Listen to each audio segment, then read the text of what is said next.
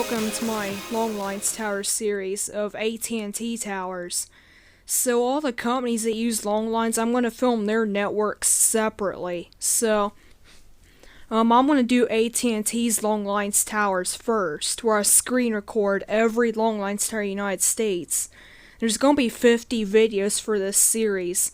Then maybe at the end of all this series is like the Western Union Towers and stuff I record in the United States. I might film some of the AT&T Long Lines Towers in Canada and Mexico. But right now I'm doing a series of 50 videos. It's starting with Alabama and ending with Wyoming. I'm doing the states in order by alphabetical order. So, I'm starting with Alabama. So yeah, this is the first tower of the entire series I'm gonna film first. So this one here is basically a dead Long Lines Tower in Alabama. Which all the towers in this video are in Alabama, cause it's alphabetical order, and the Wyoming's gonna be a last state of the series.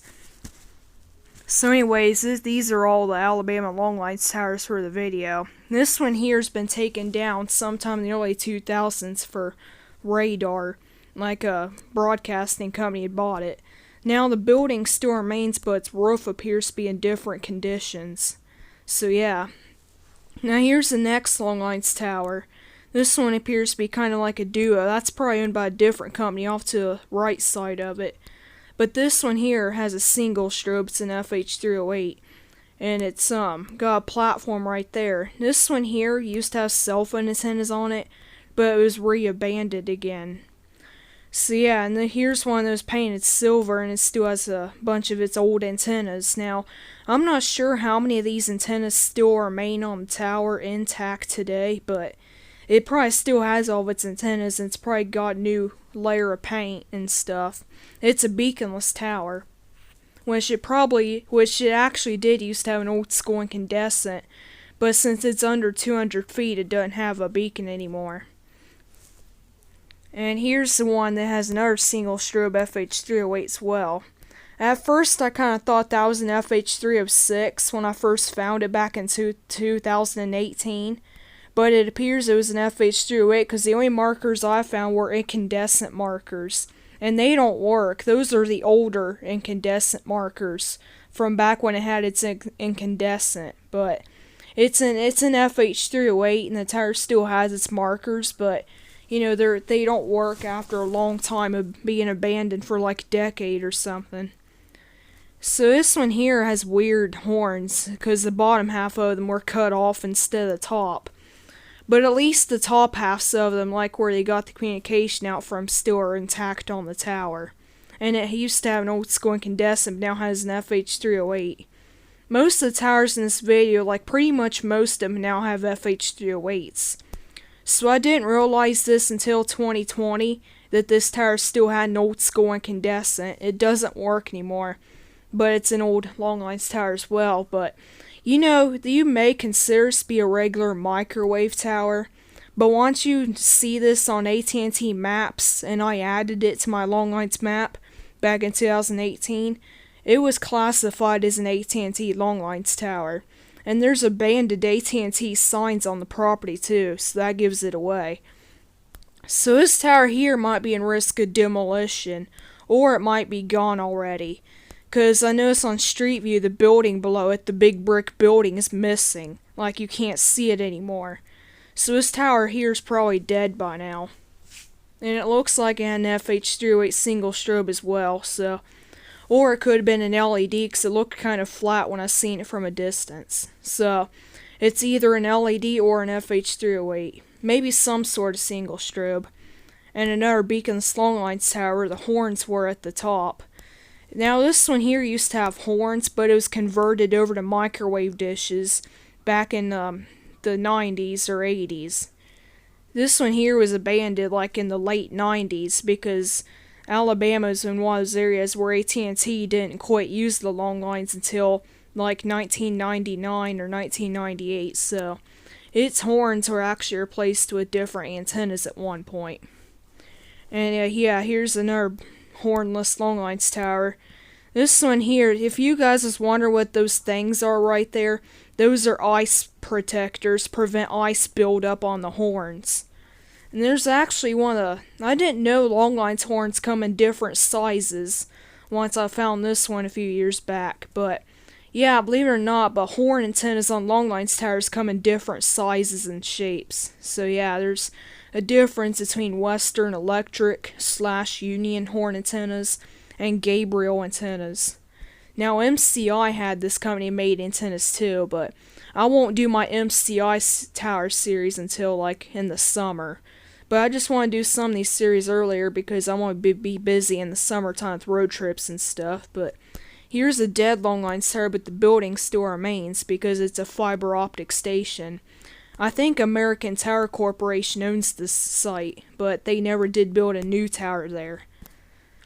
And here's one that's actually being modified on Google Maps. Now this tower here actually has an antenna on the very top of it. It was being constructed, so it was like a FM company or a TV company. Same thing happened to this tower too, where you can see a little antenna on the very top of it. And it looks like it has a beacon. Alright, so here's another longlines tower modification on Google Maps that's captured, because there's a little truck situated outside of a station. And there's a beacon on there, as you can see. It's got 2 decks on it for lower set of horns and the top set of horns. This tower still remains, as I know of, because you can see it on the new street view up on a mountaintop. And yeah, here's one that has a Gabriel horn, maybe a couple of them in Western Electric antennas. Now I can't tell how many horns of each kind this tower has because there's sadly no street view.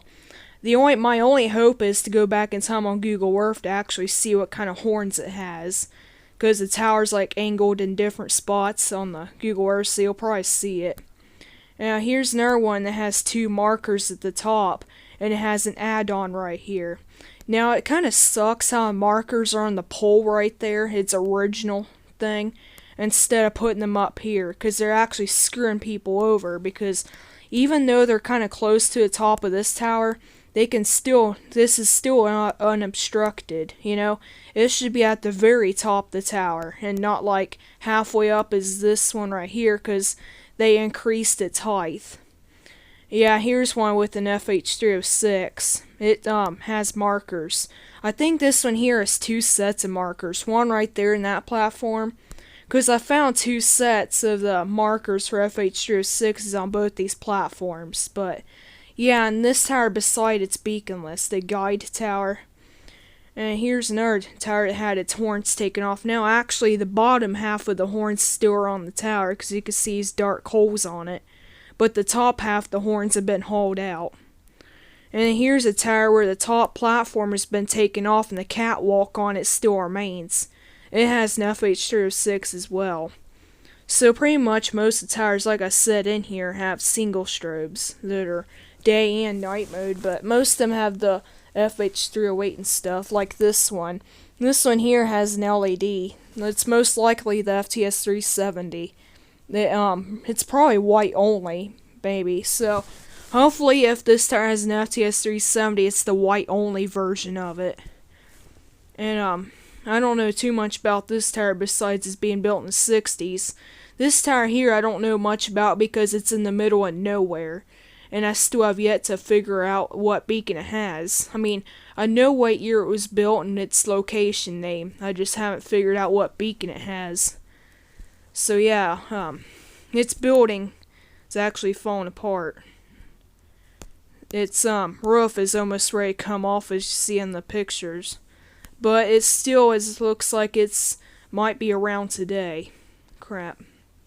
So yeah. And this one here actually had a new roof repaired on it. So yeah, I'm just gonna show you guys through some of these pictures here. This one, now long lines tower duos are rare in the AT&T network, which there are quite a few of them, but it's like rare to see and capture pictures of, you know. So yeah, there's not that many duos I know of and I've seen in person before, but well, I might have, well, yeah, I've seen a long lines tower duo in person before, and that's the tallest long lines tower. There was originally a concrete long lines tower being built in 1949 because steel was in short supply for the wars. Then in 1966, it was able to add on a tall steel tower beside it. That's actually the tallest. So yeah, this one's mostly Gabriel horns. It used to have Western Electric style antennas, but it was converted over to Gabriel because they thought those horns transmitted a lot more better than the older style.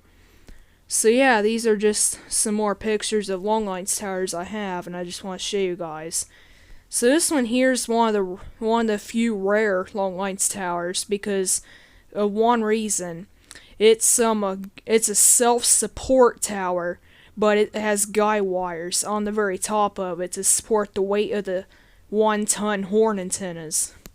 And there's those ice protector cages again. Yeah, so there's a few more dead long lines towers in here I want to show you guys, and there's another single strobe right there on the long lines tower. And I see a bunch of cell antennas that are littered on this long lines tower. This one actually got more antennas than what it does in this picture. Like if you see this one today, there is lots of cell antennas on it now because it's being repurposed, and that's a good thing. Now this long lines tower is dead too, but I was able to capture on Google Maps. And yeah, so this one here used to have a dual strobe. It got replaced. Well, it used to have an old school incandescent, but got replaced by a dual strobe. But now it probably has an LED, possibly.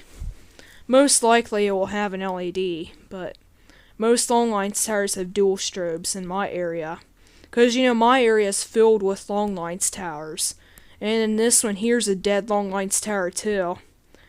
And another dead long lines tower in this area, but it was bought by a television company. And they built a tower here, so they're a TV tower.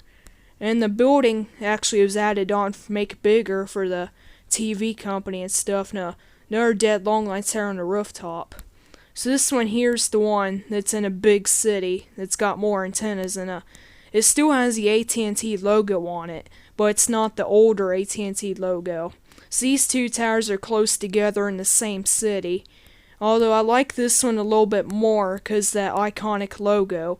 It'll really stand out in the skyline.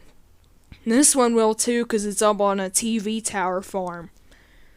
But yeah, so these ones here pretty much still have the red white paint. And another dead one. This was alerted, but yeah, so AT&T Long Lines Tower series has just started.